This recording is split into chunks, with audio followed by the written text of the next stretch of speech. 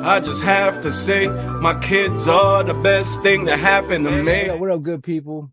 Doing another one. Got another episode, another great dad. Again, I got another Sigma. Got another Sigma. I know. It is what it is. My frat brother from my chapter. Uh, my brother, Mr. Ainsley Carter. What's going on, fella? What's up, big bro? How you feeling today? Man, like we discussing, I'm a little tired, but I'm great. Man, I'm great. Today was a long one. Today was a long day. Yes, sir. Long ass Saturday, boy. Yeah. Yeah, man. So we just jumping right into it, man. How was it growing up with your pops? Uh Growing up with my dad, my dad was from the island of Barbados. Um, so he was born there, raised there, and then came here in his late 80s. So a lot of the traditional aspects of being raised on the island was passed down to me. Yes, sir. Um, So you're first my, generation.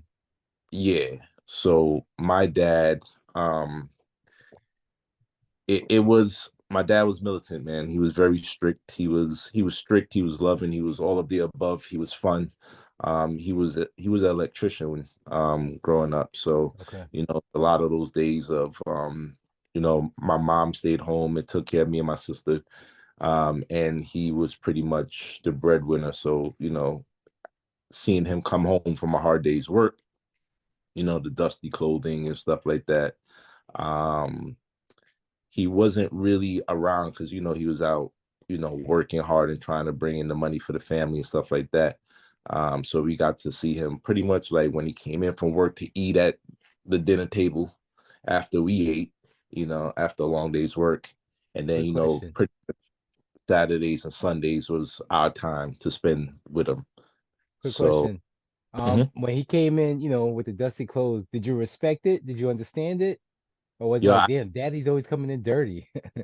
we already knew what it was, right? Okay. Because he oftentimes explained that, you know, Good, uh, good. the things that we had, the television, the clothing, the things that we had, it came from someplace, right? And it came from him going out there and working hard. I have vivid memories of at that point, there wasn't no debit credit card, so he would spend money and whatever change would fall out of his pocket. That was all us, right? Like, if he'll hang his pants up in the quarters, dimes, dollars, whatever touched that ground, like That's me. that was like, finders keepers. So it Uh-huh. was kind of like, when he worked hard, we worked hard too, so we oftentimes saw it. My mom was, the traditional mom, like, she cooked, clean. He would come home to like a hot plate, and he would sit at the table, and we would literally watch him eat, you know. And it was amazing to see because, now, you pretty much try to find time to eat with your family and stuff like that, but that was his time, when he came Right. home and ate. So, it was a little bit different. He was definitely in our lives, but we knew, he was working hard. Yeah, you know what it was. You understand. Yeah. Okay, okay. So, what's one thing your pops taught you that you'll never forget? One thing that my dad taught me that I'll never forget was the power of family, man. Yes, sir. The power of family, especially in that time growing up in the 80s, 90s, the crack era, the drug era, the riot era. I grew up with, at that point in time, you know, homeless people sleeping in the staircases, gangs in the staircases, like literally riding the elevator with no light bulbs and stuff like that. Hmm. So as a man, he definitely taught me the value of protecting your family and, instilling some type of, tradition and moral compass within our family, right? Um, and even when my mom and my dad had beef, I could always remember my dad always telling me, respect your mother and take care of your sister, because it was just me, my dad, my mother, and my sister. Okay. So to this day, like that was kind of like no matter what my mom and that my dad went through, it was like, at the end of the day, that's still your mother, and Yes, there's sir. another young lady right behind her, so you got to take care of her too. So my mother was grown. You got to respect mom. You know what I mean? But at the end of the day, you got to take care of your sister too. So I'm big on family. I'm big on the togetherness of family. Even if you're not blood, and you're still in that realm of it, Mm-hmm. family is very, very important to me. And that's one of the things: hard work, dedication. My dad was big on education. He was one of those guys that I vividly remember.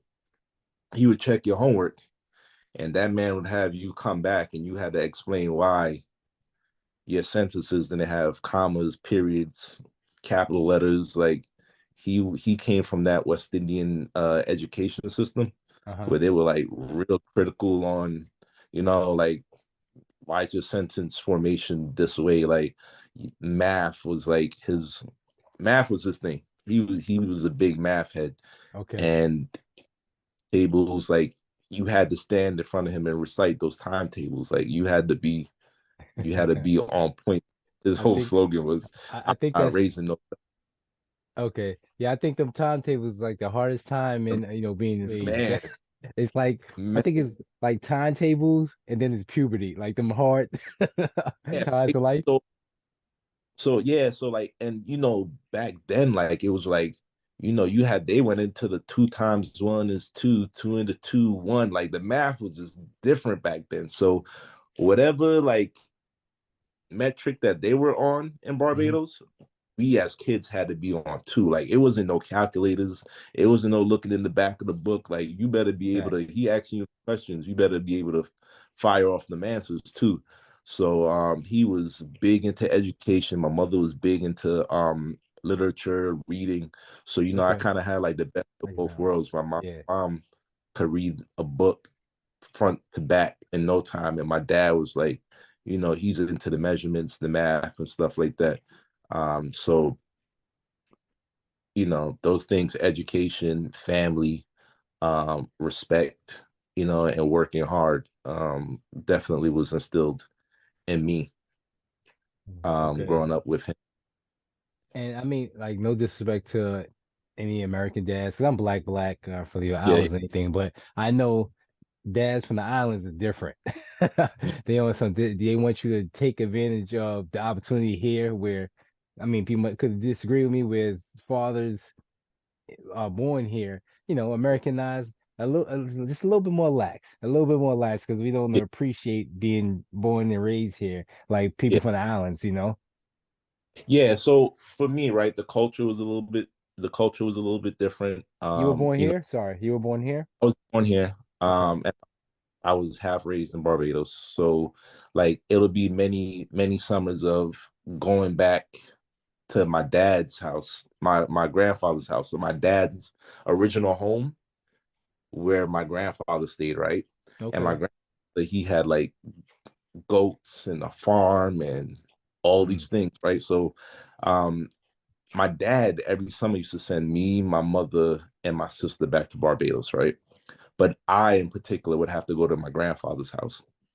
So it used to be kind of crazy because dope. me, my older cousins, we never really understood, right? It used to be like the Yeah. free for us, right? So I can remember having to grow up on my grandfather's land and every morning bringing goats out, like, tending to the land, farm, and stuff like that. Like, it was like, at one point I used to think like, man, my dad don't want me to be around like during the summer because he was like, yo, you're going back, like you're going down there.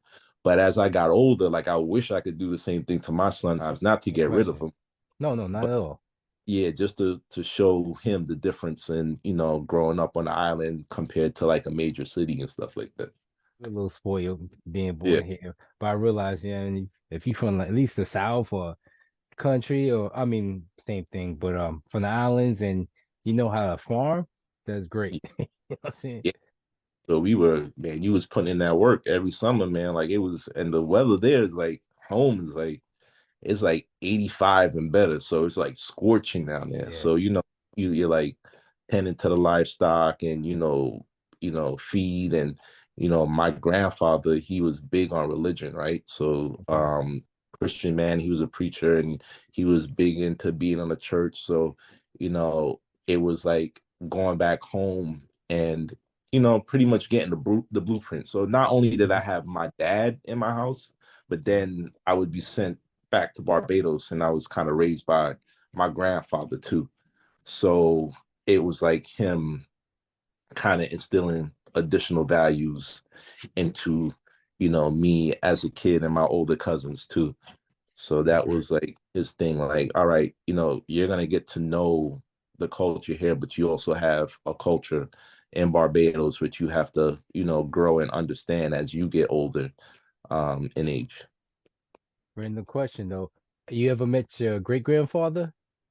Either I mother or didn't father? No. really meet my great grandfather. Okay. I honestly, if I would have, my great grandfather at that time wasn't alive. I wish I would have. I've seen pictures of my great grandfather. And my grandfather spoke about him a lot, but I never got the opportunity to. Okay. Yeah, just curious. Honestly, it's just, people we know, they've never even met their grandparents. So I was Yeah, just curious if they met your great grandfather. I have, yeah, young, and I still remember him. It's funny too. My great grandfather was Portuguese. He died when I was really young, but I do remember seeing him and being around him. And I do yeah. ask my grandfather's still alive, so I asked him questions, and he told Mm, me, yeah, he didn't speak English, and I don't remember that part, but yeah, he didn't speak English at all. And on top of that, it's gonna blow your mind. mhm. My great grandfather, he was like, I want to say half Cape Verdean, Okay, okay, okay. but who knew? I had never heard of Verdean until I got to Johnson Yeah. Wells. Nobody had Cape Verdeans until we got to Providence, Rhode Island, man. We always Nobody. So Dominicans. Like yeah, that's the thing. Like, yo, you Dominican? No, I'm Cape Verdean. Like that was a facts. whole culture that we had to learn about too. Yes. Like, and then when I got back to New York, and I tell people, yeah, Cape Verdeans, like Cape Verdeans, like what's that? I'm like, man, like yeah, yeah, yeah, They look like yeah, Dominicans, but they don't speak Spanish. yeah, yeah, yeah, pretty much. Like, Hilarious. And I just found this out, I want to say like 10 years ago that he part like Cape Verde. And I'm like, are you kidding me? All this time I'm joking about townies and I might have townie in my blood. yo, energy, you felt it. You had that. No idea. No idea. Hilarious. That What's that? So, besides your father, do you have a male mentor? do I have a male mentor? Yeah. Um, so my dad is my ultimate mentor. Then it was my dad, it was my grandfather at that time. He was like my religious spiritual mentor.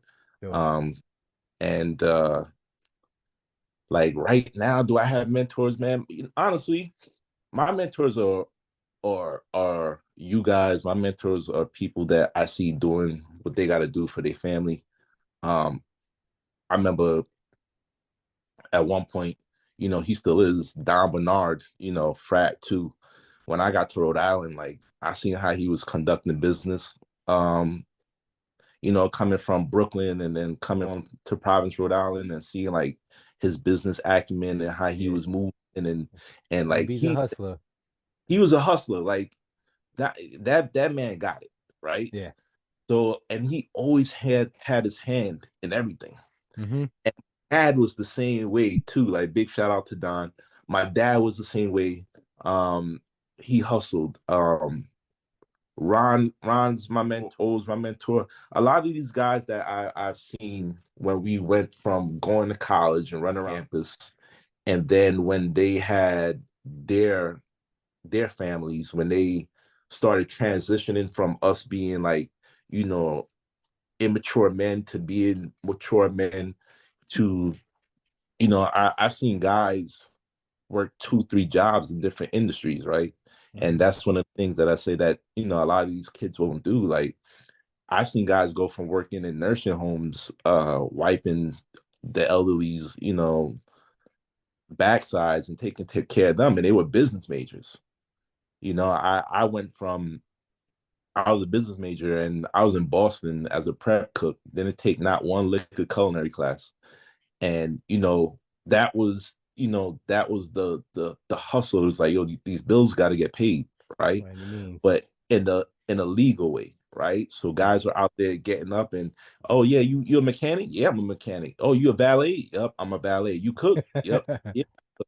And you might not never know how to, you just got your license. You don't know how to drive stick. You don't know how to do nothing, but somebody was willing to teach you, right? And then when I seen, you know, my other mentor, my cousin Steve Carter, he's a big Brooklyn guy. And when he had his kids, it hit a switch that I seen that, you know, he went from him being that Brooklyn guy to being that family guy, right? And then when I see guys bringing their kids everywhere that they go, that's, you know, mentorship for me. And then now with social media, like when I get to see a lot of fathers out here, they got daughters, and you know, they're whatever their daughters want, they go on to father daughter dances, and you know, That's great. you know, they're doing trips, and they're doing whatever they have to do to make sure that they're in their kids' lives. Those are mentors to me. You know, guys that, you know, lose sleep, and you know, no matter how sick they are, no matter how hard their day is, they're still making that time to make sure that, you know, the family is straight. And to me, that's what a mentor is to me. So do I have like one particular mentor? I would say my dad, yes, but I'm looking at a lot of guys, even down to, I'm seeing men at the bus stop with strollers, big bro, Yeah. and they're making sure these kids get to daycare or wherever they gotta go. I'm even down to the D boys I'm seeing out here, like they doing whatever they gotta do at night, but like once that morning come, they out there.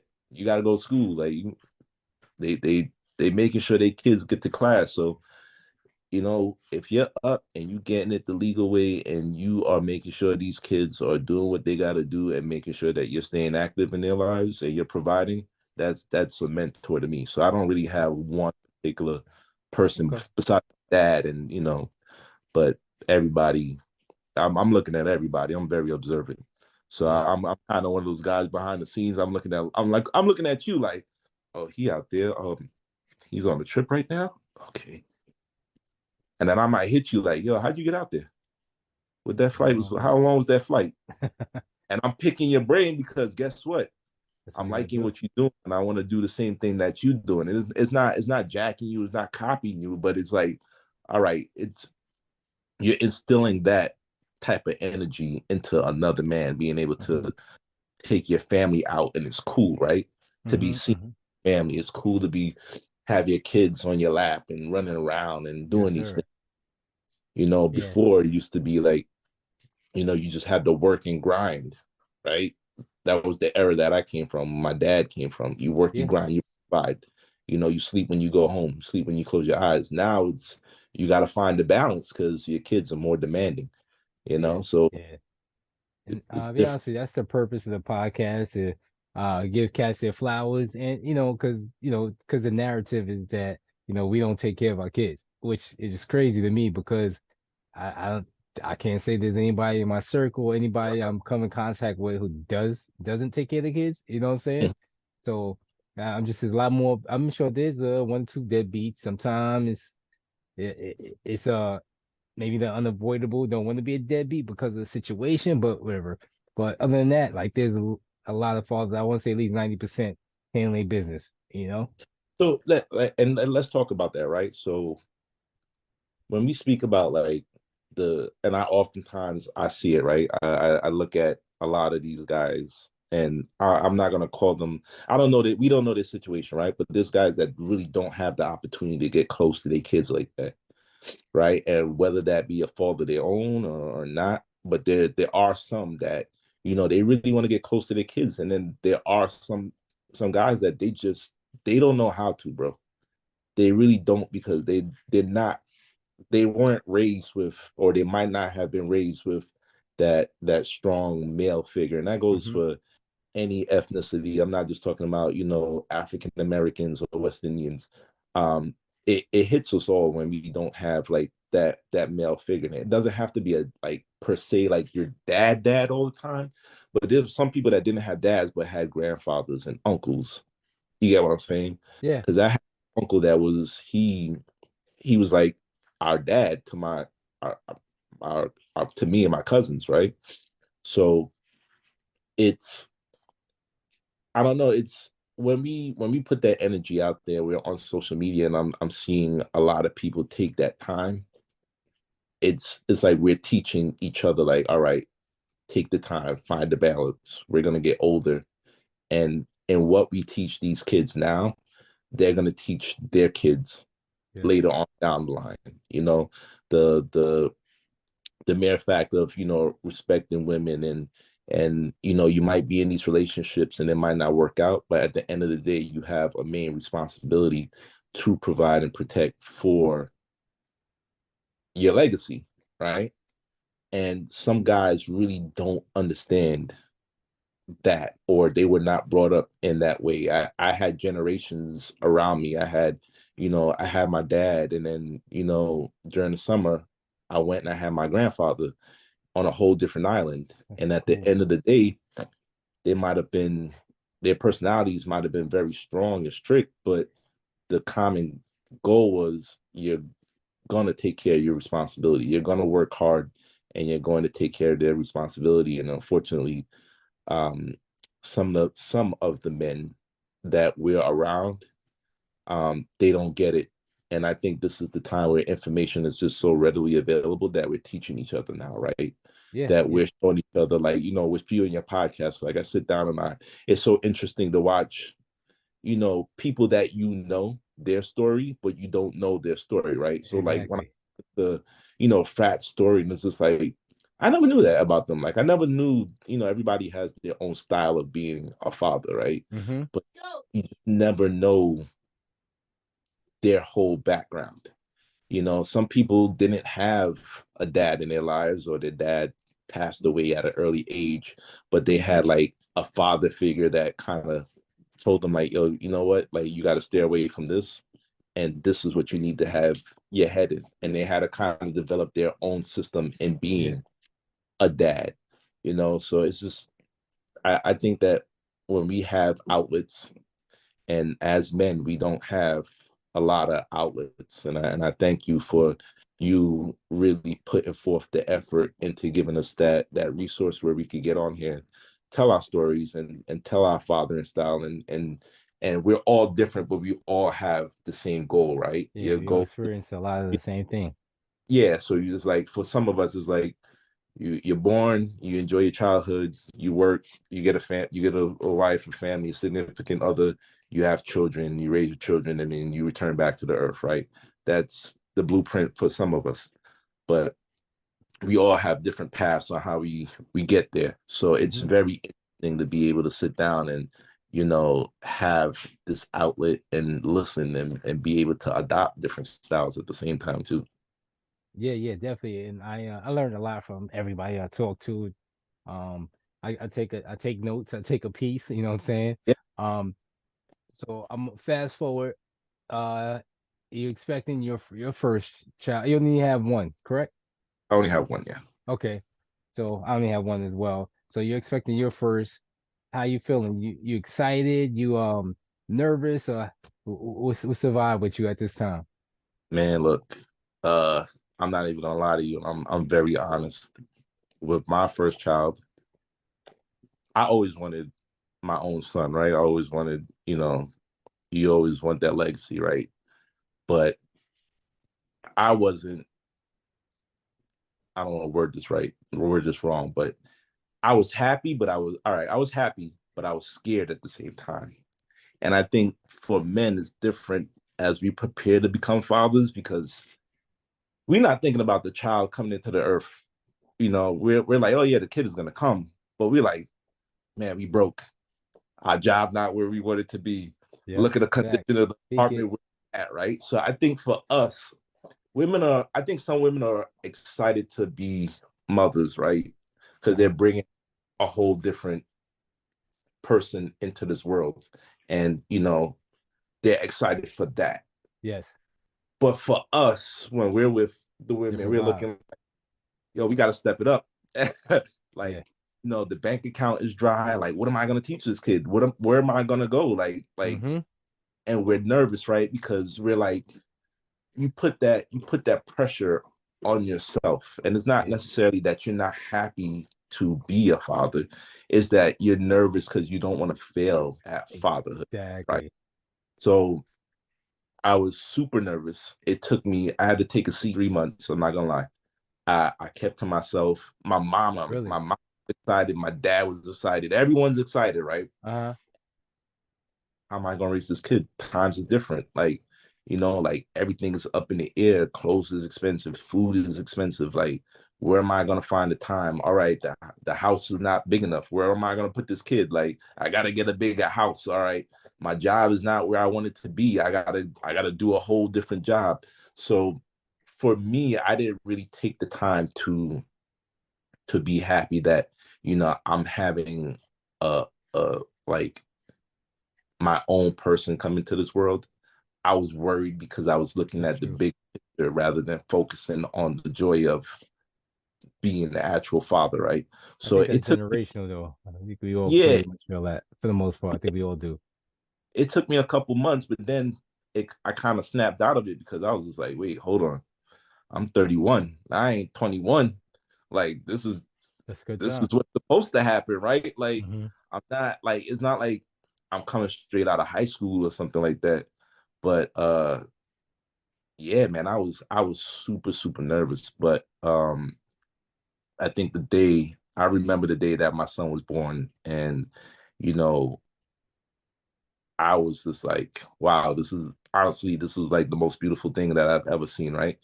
I wasn't prepared for it because as men, we do not speak about the birth of children, right? We don't speak about that experience. We don't speak about, how good it is. We don't speak about the feelings in which it comes in to being a first time parent.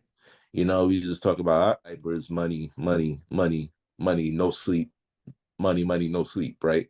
So for me, after I got over that whole internal audit of myself as a man and Yeah. as and that's the part that you got to do, that internal audit as a I man, like like that term, turn on it. That's yeah, exactly what it is. that internal audit is crazy. Like you're like, all right, I was an a-hole Sure. before, but now I got a kid, so I gotta kind of like what am I gonna teach this kid, Take right? myself out. Yeah. Yeah, I got to take myself out. Like, if you're used to going out and spending X amount of money in a club or restaurants or going traveling or whatever, and then now you got to kind of refocus your thinking into, all right, now you gotta focus on not just you got to focus on a family now. Yeah. Um, so that internal audit hit me pretty hard, but once the actual birth of my son happened, man, I was man inseparable, inseparable. I think fatherhood or being a father is one of the greatest titles. Yes, sir. Uh, Dad, daddy, whatever terms of vernacular that's used and to representing how you are a father is one of the greatest titles in this world. And I'm super proud of the fact that I was able to bring in a child into this world, and the things that I've learned, I try to pass down to him, and I'm learning a lot too by being a dad. So it's Every day. every day, every day. So Mm. uh, And how old is your son? my son just turned 8, but Okay. Yeah, my he's son's right eight. behind yours. He's 7. Yeah, he's 8, but he got like that. He got an old soul, and he's different. Like he's well, these kids now, they're way more advanced than what we Yes. were. What I mean? Vocabulary is different, the math is different, the way they're moving is different, the technology that they use is different.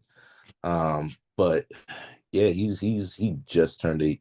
Okay, yeah. Same age then. Same age. And what I realized too is that every day is different. As the older they get, is more experiences, more new experiences we got to get used to and adjust to and just learn about. Then they Hmm. become teenagers. Then at some point you have your own adult. It's like like Yeah, I gotta, what I'm saying, I gotta get used to this. I gotta learn what it is to be a parent to adult. But I'm not rushing. I'm just aware it's gonna happen. yeah. Look, I got a question for you. What point in your life as a father did you realize that your kid was getting older and more independent? Uh, you know what? It's can't say not any. He's pretty smart, but there's certain things that you try to do for him. They're like, "Oh, chill, I got this," and they do it with no problem. It's like, damn, that was just yesterday. He couldn't, you know what I'm saying? And just the learning capabilities, you just they like you said, they pick up things a lot faster. So Yeah, I can't say any particular time, but I know it happens often. You know what I'm yeah, saying? That's why I'm aware he's gonna be a teenager, an adult. So you always feel like, wow, they really learn fast. And as soon as you get kind of used to something, that's why I always tell people enjoy the moment. I don't know what it is, I don't care what it is, just enjoy the moment. Don't be in a rush from to like for instance, and you can tell me if I'm wrong. When you had mm, your son, you couldn't wait for him to walk, you couldn't wait for him to talk. yeah, yeah, yeah, Yeah. See, yeah, that's something like enjoy the moment because then when they start talking, they never yeah. stop. It's When he over. start walking, pulling everything down, knocking everything over into Yeah, everything, and then you miss that point where you left him on the bed and you came back and he was still in the bed. You know what I'm saying? yeah. And you know what's so crazy? I think the point for me was I remember. So we're all used to lifting your kid up and putting them in the car and strapping the seatbelt on them. And I think it was like a year ago or something. I remember this. My kid hits me with the daddy, I got this. And it kind of hit me kind of hard, right? Yeah, Because it was there'll be more of like, those. yeah, like I'm just like, so like I used to try to like, you're so used to like going from the car seat to, the booster seat and you're buckling. And when they could like hold on to that handle, and I drive a truck, so they hold on to the handle and they climb in and they sit and they clip that Hmm. seatbelt in and they on their iPad like grown men or grown women, and you're like What am I here it's for? another killer is Facebook memories will cook you too. Yeah, yeah. Facebook memory, when you put them, the Facebook will grow with you. It Like, makes you appreciate it. My LB Bo, yo L, just take pictures every week. You're gonna be surprised how quick they grow. You know what I'm saying? Every week, just take pictures. yeah. And man, I wish I could bring him back to that time where, I know. you know, now we getting haircuts together. He racking it up on me. Now we can be both in the barber shop, like running it up. Like I'm just like, man, like now like it's moving. And my kid, he grows out of his clothes so quick. Like I'm just Same here. Yeah. I think like the barbershop is just one of those milestones that we can't wait that, for as a dad. yeah. You agree? Yeah, the barbershop is definitely and my son, my son had a lot of hair, man. That first haircut was a milestone for all the dads out there who, when you give that kid that first haircut and you're sitting and you're watching the barber work, and there's other men in the barbershop watching this milestone too. So it's not Hmm. just you. Because when you go to the barber, you take your kid with you, and they'll play, watch your phone, play with whatever, and they're growing with you, right? Like, so you're used to sitting down in the barber chair and you're watching your son or Hmm. your daughter, you're watching them in the barbershop. But when it transitions from now you watching them get a haircut, that's a big moment too. Yep. And That's some a that's a people, moment. they kids don't like it. The Clippers do feel funny on the head the Now first time. Pause. them clippers But be getting too.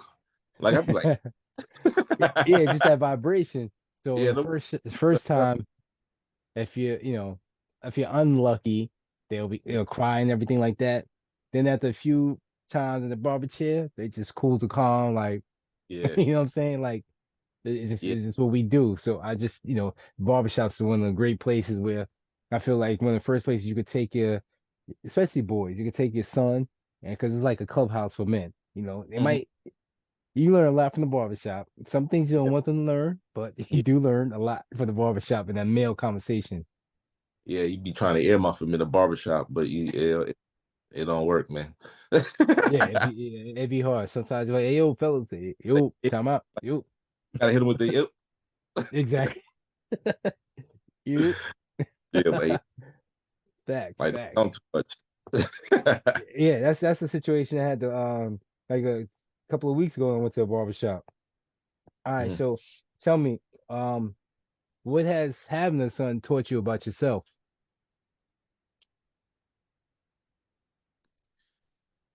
Uh, man, um, I think for me, when I look at my dad, he didn't. He taught me a lot, right? But we had to transition from learning island ways to city ways, right? So I think I would say I would have like the best of both worlds kind of thing. Definitely. So I would say now that seeing my son grow up, I can relate to what it's like being raised in the city. Um, and it's teaching me to be it's teaching me to be very patient. Hmm. It's teaching me that the way you speak to your child is the way that your child will speak to the world. Agree. Um, a lot of people don't understand that. And I think that as men, right, I don't think that a lot of us are very emotionally intelligent, and I'm going to say it.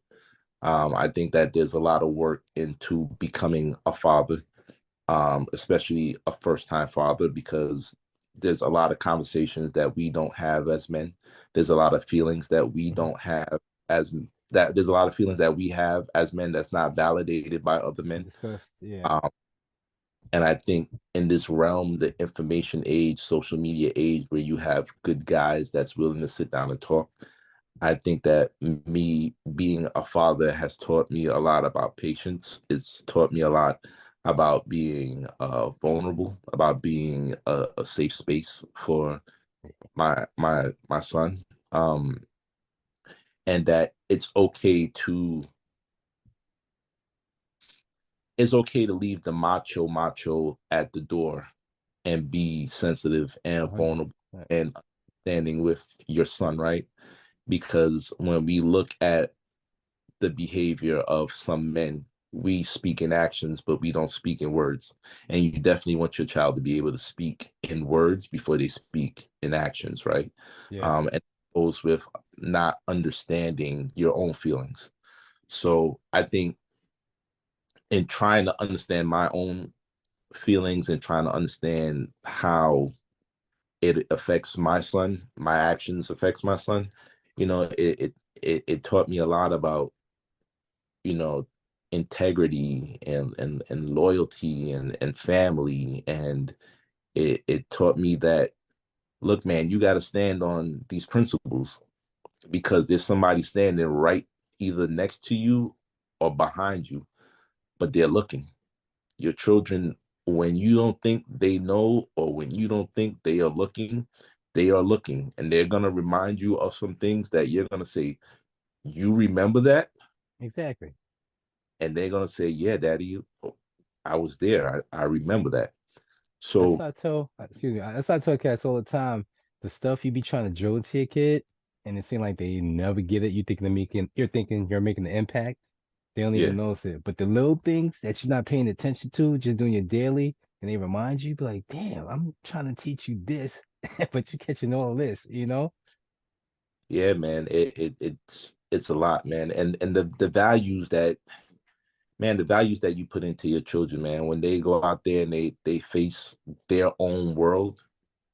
And to us, like, their problems or their obstacles that they have may be small, but they still Uh-huh. have them. Yeah. And you might have experienced this where your son will say, yeah, such and such in school, some such and such did this in school, but my dad said not to let this happen, do not do this. And you thinking like he ain't got it or he ain't really listening, or but when they come back with them stories and they're like, oh yeah, dad, like my this happened and I didn't do it because I remember you said do not do this or else. That's what's And up. it's like, all right, we're we're on our way now. Now we're Yeah. understanding, right? Uh-huh.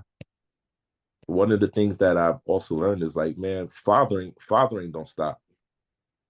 Um, I'm still leaning heavy on my own dad. Mm-hmm. And that's another thing that I learned.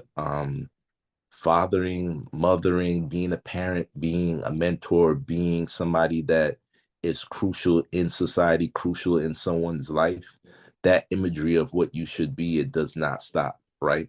Because I'm still leaning heavy on my dad, and thank God for, you know, him, and thank God for my grandfather, and thank God for, you know, them being around my uncle.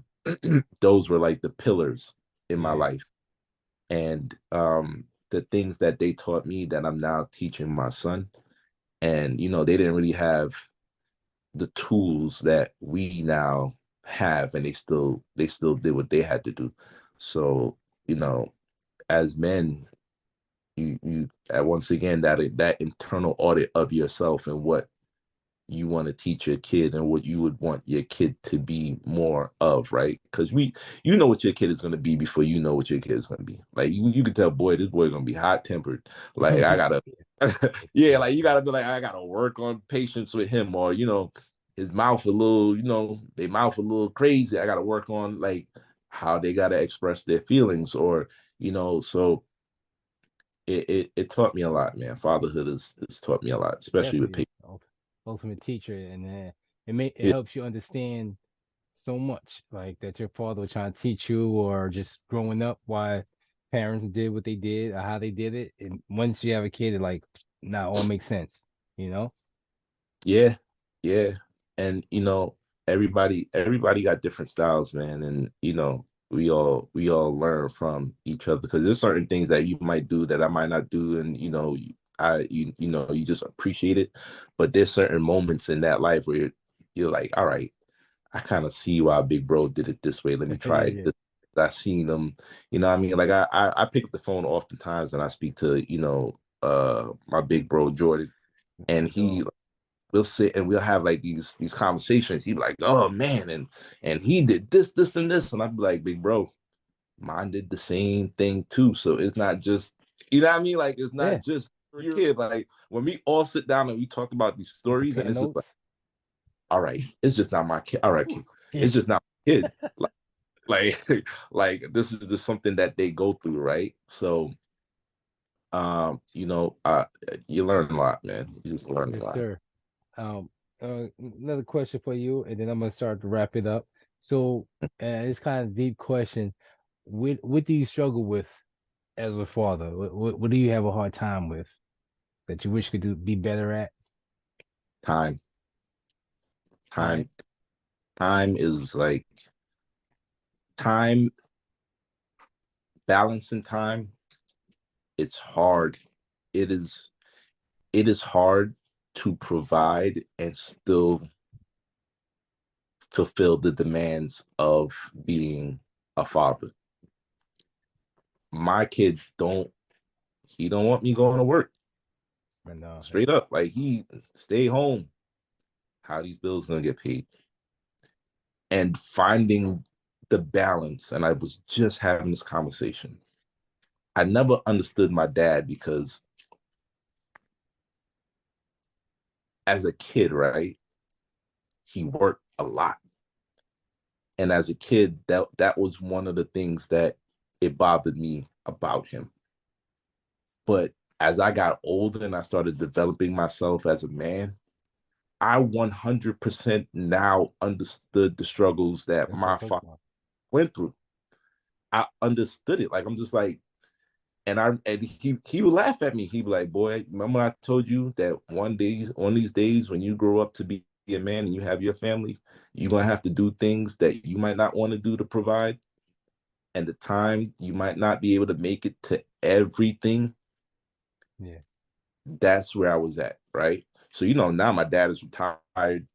He's in his grandson's life, like he got the good for him. second run at fatherhood, right? Because Hmm. at the end of the day, fatherhood doesn't start.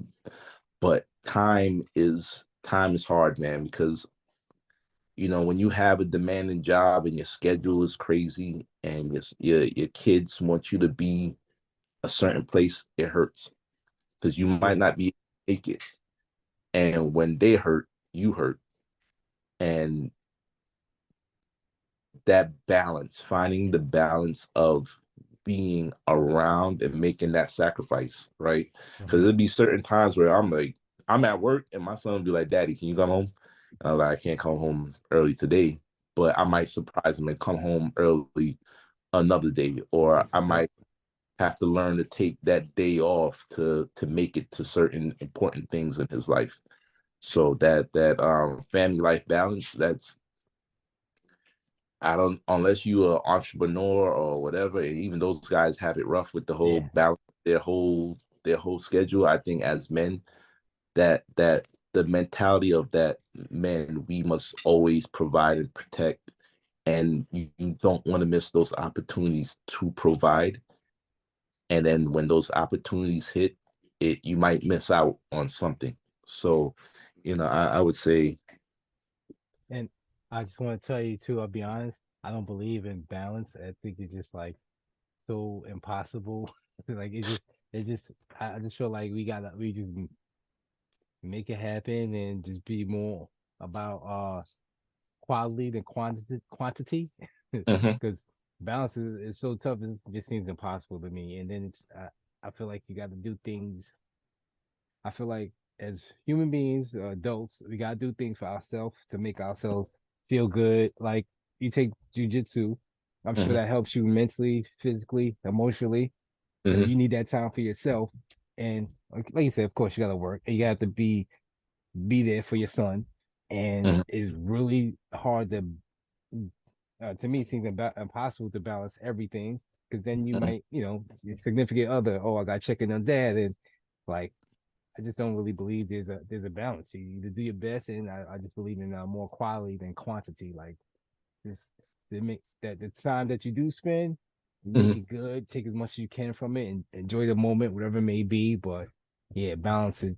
I think is like almost impossible. And then imagine if you have more than one kid, trying to balance that. You know what I'm saying? So that's why I don't believe in balance.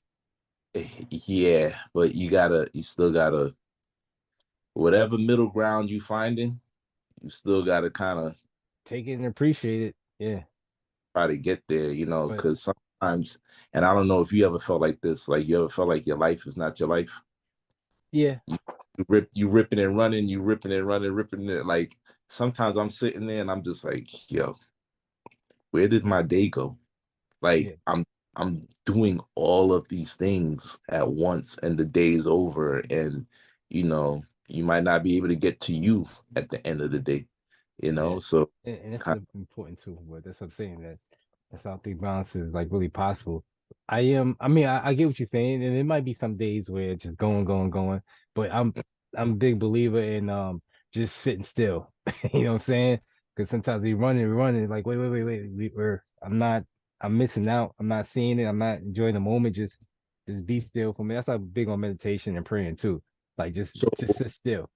You know? so that's one of that's one of the areas that I need to work on, right? And I could always admit to the stuff that I need to work on. The sitting still part is one of the areas that I need to work on, the sitting still and appreciating the moment. Like I do not know, I'm big on prayer, but the sitting still is so hard for me because I've seen my dad rip and run, and I kind of felt like, you know what?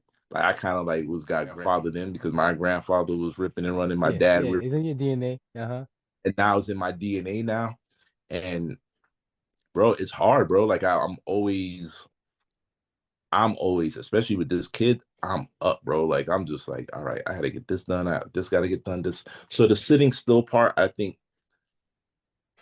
I'm gonna say for me as a man, I feel like we don't know, or I don't know how the power of meditation, the power of sitting still, the power of being like, okay, you don't feel good today. You deserve to sit still, and you deserve to take a break, right? Hmm. And I think that's like one of the things that we as fathers don't really get the opportunity Hmm. to do. Sit And I still. just wanna make sure I'm clear though. Sitting still don't mean a break. You got the day off. Sitting still is like could No, be 10 no, minutes. no, I completely get what Okay. you're like It might like be 5 minutes. like, oh, I don't feel good, I'm gonna go lay down for like 6 hours. But sitting still in the point of, all right, being able to observe things, being able to sit down taking and a have moment. that your moment, being able to appreciate the hard work you put in for that day, hour, Definitely. month, like reflecting, right? And that comes with the meditation that you speak about. That comes with, I call it praying with a plan, right? Mm, um Pray, but you have your plan and you pray for your plan to work. um but for me, like, it's very hard for me to really take that moment because I'm always physically and mentally moving. got it. So that's Got it. one of the things that I need to really develop on. Got you. Got you. All right. I'm gonna wrap it up, but I got 3 quick questions for you, Yep. and we're good. All right. So first quick question. Give me. It could be one. It could be a few. Give me your favorite TV dad. I don't care what nobody says. Y'all could come after me for this. Bill Cosby, hands down, was my favorite TV dad. Yeah, Like, combustible. No question. him, he was my favorite TV dad because from the production that they put into the show, he made running into issues as a parent and as the head of household. He always sat back and looked at it, and he consulted with his partner sometimes, and he made it work. He took the time to explain things to his children, right? He Mm-hmm. made the household fun. He made it fun to be a family. He made it okay to have these dialogues, these tough dialogues. He showed what it was to have a big family. He didn't just have one kid. He had to juggle a profession and be a married man and be a head of household. So I would say him. Family Matters was big. uh Carl Winslow. Carl Winslow was huge because it got to the point where Eddie was in the streets at one point, and he was a whole, what I mean, he was in law enforcement, but his son was still messing up. So Uncle Phil, Okay. um the nurturing aspect of Uncle Phil being able to take in his nephew and raise his nephew as his own, Mm-hmm. that's big, right? And no matter how big his job was, like, he was still in his kids' asses. Like, he was still making sure Right. that they were at On point. school. He was still making sure that they were behaving, and he was that tough guy. Like, he didn't really laugh. He just looked at you. So I would say those are my three. Okay. Next question. Some people watch this. Some people just listen to it on audio. For the ones who listen to it on audio, who is your celebrity lookalike? You know what? I always look like somebody else that somebody knows. I always look like that guy from the hood that somebody knows. Like, yo, you remind me of? Like, I look like somebody's like nephew from like someplace else, or like Uh-huh. somebody's brother or friend from someplace else. Okay. But really get like I never get like the celebrity look-alike. I couldn't. I never really sat down and thought about that. But Okay. and I don't want to be that guy gassing myself or like, yo, he say he look like, what I Oh, mean? Like, it's you okay. It's look all right. like, I got a few who try. nah, no, Yeah. never. I Yeah. get celebrity lookalike because I get the same thing. Oh, yo, did we go to school together? Nope, I'm not even from here, so that's impossible. You know what I'm Yeah, saying? scary too, because it's like when I get that, like, history teaches you that when somebody be like, yo, you remind me of somebody, you automatically be like, yo, no, I don't. Because you just don't know the condition of what that person left Yeah, that that's person. something like, does that person owe you money? You know what I mean? Yeah, or did that person violate you? Facts.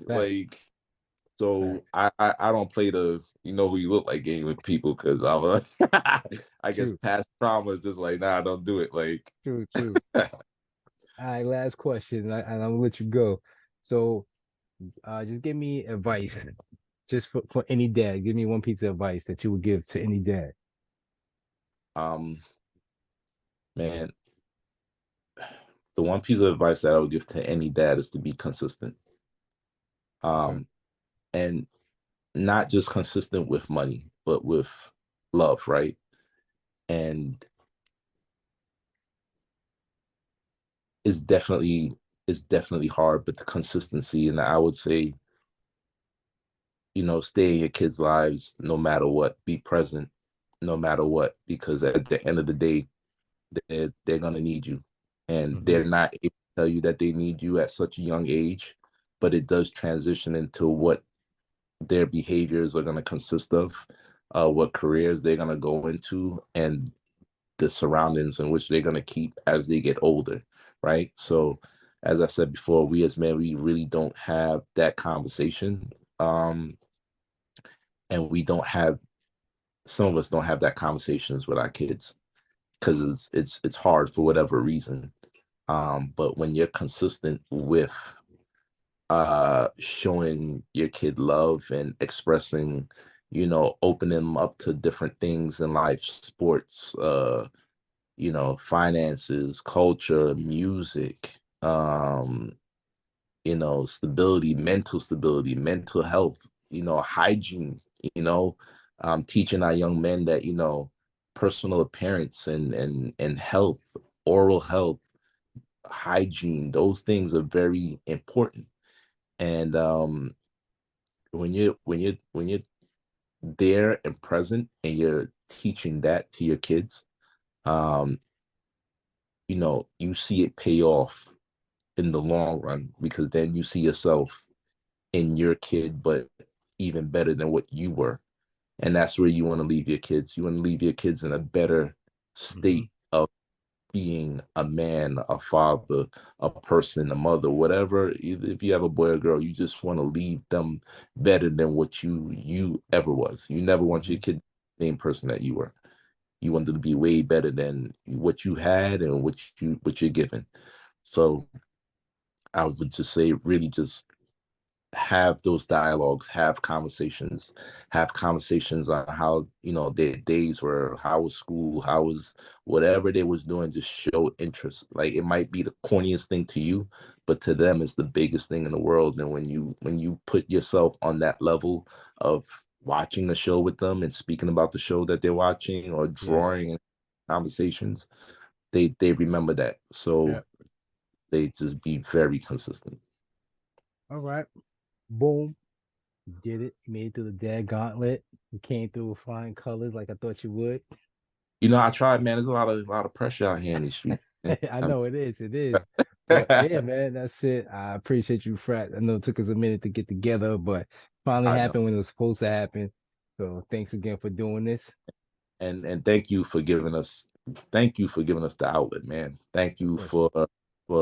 for making us immortal in time by recording our our fatherly experiences and our status as a man. Because, this is like a time capsule, right? One of these days Yeah. children will look back at this, or when our children get together, they'll say, oh, your dad was on this podcast with my dad, and I they were didn't in the think same about that. fraternity, or they worked together, or they did this together. So it's a very proud moment. And man, I Thank appreciate you. you, man.